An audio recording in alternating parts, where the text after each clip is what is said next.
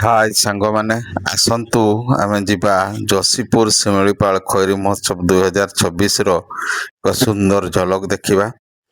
ଏଇଟା 3 ଦିନ ଧରି ହଉଥିଲା। ଆମର ଯଶୀପୁର ଯିବା ବେଳେ ଯୋଉ ମାହାଦା ପଇସା ପାଖରେ ଗୋଟେ ମିନି ଷ୍ଟାଡିୟମ ରହିଛି ସେଇଠି ଅନୁଷ୍ଠିତ ହେଇଥିଲା। 3 ଦିନ ଧରି 10, 11, 12 ତାର କ୍ଲୋଜିଂ ଡେ ଥିଲା। କାଲି ଆମେ ସେଠିକି ଯାଇଥିଲୁ। ଆଉ ତାର ଯୋଉ ସଜାବଟ ଦୃଶ୍ୟ ଥିଲା ନ ଦେଖିଲେ ସେଟା ଭାଷାରେ ବର୍ଣ୍ଣନା କରିହବନି। ରାସ୍ତାର ବହୁତ ଦୂରରୁ ଦେଖନ୍ତୁ ଏଗୋଟା ଲାଇଟ୍ ଡେକୋରେସନ ହେଇଥିଲା ଏବଂ ହଜାର ହଜାର ଦର୍ଶକ ଆସିକି ଏହି ଉତ୍ସବକୁ ଉପଭୋଗ କରୁଥିଲେ। ବହୁତ ରଙ୍ଗାରଙ୍ଗ କାର୍ଯ୍ୟକ୍ରମ ସବୁ ଅନୁଷ୍ଠିତ ହଉଥିଲା ବଡ ବଡ କଳାକାର ମାନଙ୍କ ଦ୍ଵାରା। ଏଇଠି ଆମର ମନ୍ତ୍ରୀ ଗଣେଶ ରାମ ଖୁଣ୍ଟିଆ ଗୋଟେ ବେଲୁନ ମାଧ୍ୟମରେ ତାଙ୍କର ଜନ୍ମଦିନର ଅଭିନନ୍ଦନ ଲୋକମାନେ ତାଙ୍କୁ ଜଣେଇଛନ୍ତି ବୋଧେ ଏଇଟା ଛଡା ହେଇଛି। ଆଉ ଇଏ ହଉଛି ରାସ୍ତା କଡର ଦୃଶ୍ୟ, ସୁନ୍ଦର ଆଲୋକମାଳାରୁ ଉଦ୍ଭାସିତ ହଉଛି। ଆଉ ତାର ଆମେ ଏଇଠି ପହଞ୍ଚିଲୁ ପାଖାପାଖି ରାତି 8ଟା 10-15 ବେଳକୁ। ଆଉ ୟାର ଅପୂର୍ବ ସଭାର ଆଜି ନ ଦେଖିଲେ ବିଶ୍ୱାସ କରିପାରିବେନି। ଆଲୋକମାଳାରେ ଉଦ୍ଭାସିତ ହଉଥିଲା ସେ ପୁରା ଷ୍ଟାଡିୟମ ଟା ଯାକ। ଅତି କମରେ ବୋଧେ 5,000 ଖଣ୍ଡେ ଲୋକର ବସିବା ପାଇଁ ଆରେଞ୍ଜମେଣ୍ଟ ହେଇଥିଲା। ଯୋଉ ବଡ ବଡ କଳାକାର ମାନେ ତାଙ୍କର ନୃତ୍ୟ, ଆଞ୍ଚଳିକ ନୃତ୍ୟ ଯେମିତି ଝୁମର, ଆଦିବାସୀ ନୃତ୍ୟ ଏଗୁଡା ସବୁ ପ୍ରଦର୍ଶିତ କରୁଥିଲେ। ଆମର ସିନେମା କଳାକାର ମାନେ ମଧ୍ୟ ଆସିକି ସେଠି ତାଙ୍କର ପରଫରମାନ୍ସ ଦଉଥିଲେ। ଦେଖନ୍ତୁ ମୁଁ କିଛି ସେଇ ମେଳାର ଝଲକ ଏଠି ରେକର୍ଡିଂ କରିଛି। ଆପଣ ଏଇଟା ଦେଖିଲେ ଜାଣିପାରିବେ କି ପ୍ରକାର ସେଠି ଭବ୍ୟ ଆୟୋଜନ ହେଇଥିଲା ଏଇ ଖଇରୀ ମହୋତ୍ସବ 2000 ପାଇଁ। ଏଇ ଦେଖନ୍ତୁ ବର୍ତ୍ତମାନ ମୁଁ ଆପଣଙ୍କୁ ଦେଖଉଛି ସେଠି ଯୋଉ ଏଇଟା ତ ରାସ୍ତାର ଦୃଶ୍ୟଟା। ତାପରେ ଦେଖନ୍ତୁ ବର୍ତ୍ତମାନ କେମିତି ଆଲୋକସଜ୍ଜା ସେଠି ହେଇଛି। ଚାରିଆଡେ ସବୁ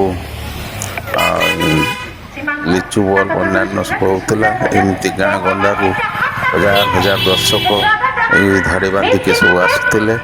ଆପଣମାନେ ଦେଖିପାରୁଥିବେ କେମିତି ଦର୍ଶକ ଆସୁଛନ୍ତି। ଆଉ ଭିତରେ ଷ୍ଟାଡିୟମ ରେ କହିବାର ନାହିଁ ଯେତିକି ଲୋକ ବସିଛନ୍ତି ହିସାବ ବାହାର। ଏଇ ଦେଖନ୍ତୁ ଖୁବ ସୁନ୍ଦର ଆତସବାଜି ଦୀର୍ଘ ସମୟ ଧରି ଚାଲିଥିଲା। ଆପଣ ଦେଖିଲେ ଆଖି ଖୁସି ହେଇଯିବ। ସମଗ୍ର ଆକାଶ ତାରାମୟ ହେଇଯାଇଥିଲା ଏଇ ଆତସବାଜିରେ। ବିଭିନ୍ନ ରଙ୍ଗର ସବୁ ବାଣ ଫୁଟୁଥିଲା। ଏଗୁଡାକର ଦୃଶ୍ୟ ଅତି ମନୋରମ ଦେଖା ଯାଉଥିଲା ଏବଂ ବହୁତ ଦୀର୍ଘ ସମୟ ଧରି ଏ ଆତସବାଜି ଚାଲିଥିଲା।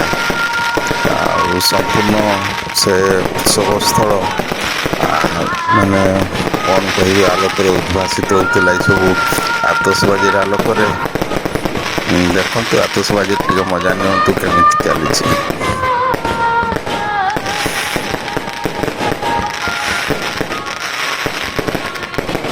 ଏଇ ହେଲା ସଭାସ୍ଥଳର ଦୃଶ୍ୟ।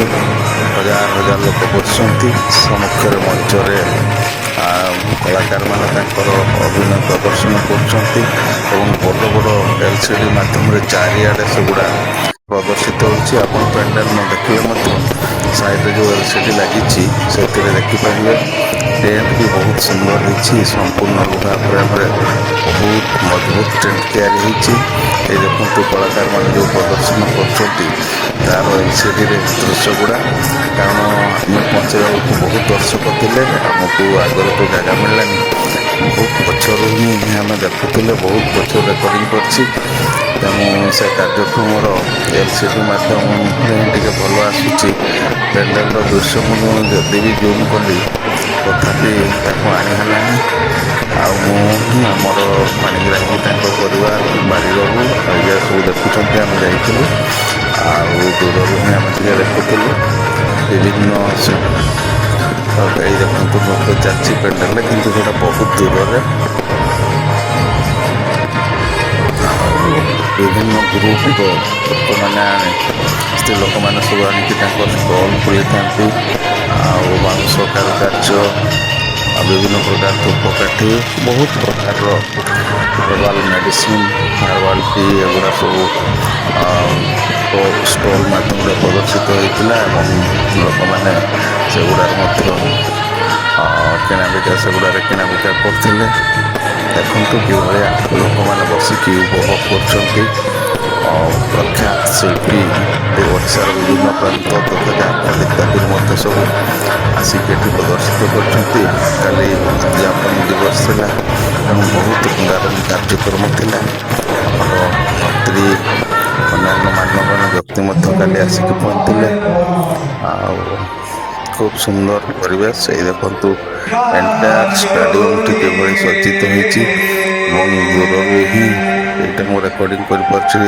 ଦେଖନ୍ତୁ ପେଣ୍ଡାଲରେ କେତେ ଲୋକ ବସିକି ଦେଖୁଛନ୍ତି ଆଉ ଏ ଉତ୍ସବର ମଜା ନେଉଛନ୍ତି। ଏଠି ଆପଣଙ୍କର ଭଳି କିଭଳି ଖାଇବା ଜିନିଷ ମଧ୍ୟ ଥିଲା ଆଉ ଲୋକମାନେ ଖାଇବାର ମଧ୍ୟ ମଜା ନେଉଥିଲେ। ଏଇଟା ଗୋଟେ ବଡ଼ ବେଲୁନ ଯୋଉଟା ଯଶୀପୁର ମହୋତ୍ସବର ବାର୍ତ୍ତା ଆକାଶରେ ଥାଇକି ଲୋକଙ୍କୁ ସୂଚେଇ ଦେଉଛି।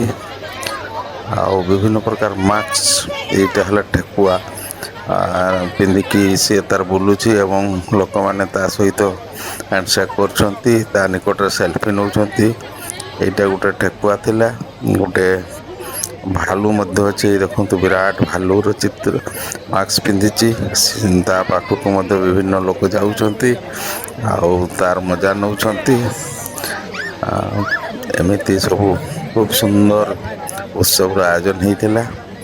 ଆଉ ଏତେ ସୁନ୍ଦର ନଜାରା ନ ଦେଖିଲେ ଏଇଟା ବିଶ୍ୱାସ କରିହେବନି କିଭଳିଆ ହେଇଥିଲା। ଏଇଟା ଗୋଟେ ପାଣ୍ଡାର ମାସ୍କ ପିନ୍ଧିଛି ଆଉ ଇଏ ବି ଖୁବ୍ ସୁନ୍ଦର ଭାବରେ ତାର କଳା ପ୍ରଦର୍ଶନ କରୁଛି। ଏବେ ଆମେ ବାହାରି ଆସିଲୁଣି ଆଉ ଏଇଟା ବାହାର ଦୃଶ୍ୟ।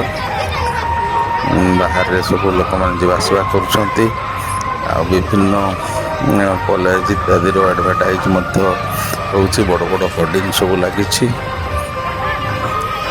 ଏଇଭଳି ଭାବରେ ଯଶୀପୁର ମହୋତ୍ସବ ନ ଦେଖିଲେ ବିଶ୍ୱାସ କରୁନୁ ବହୁତ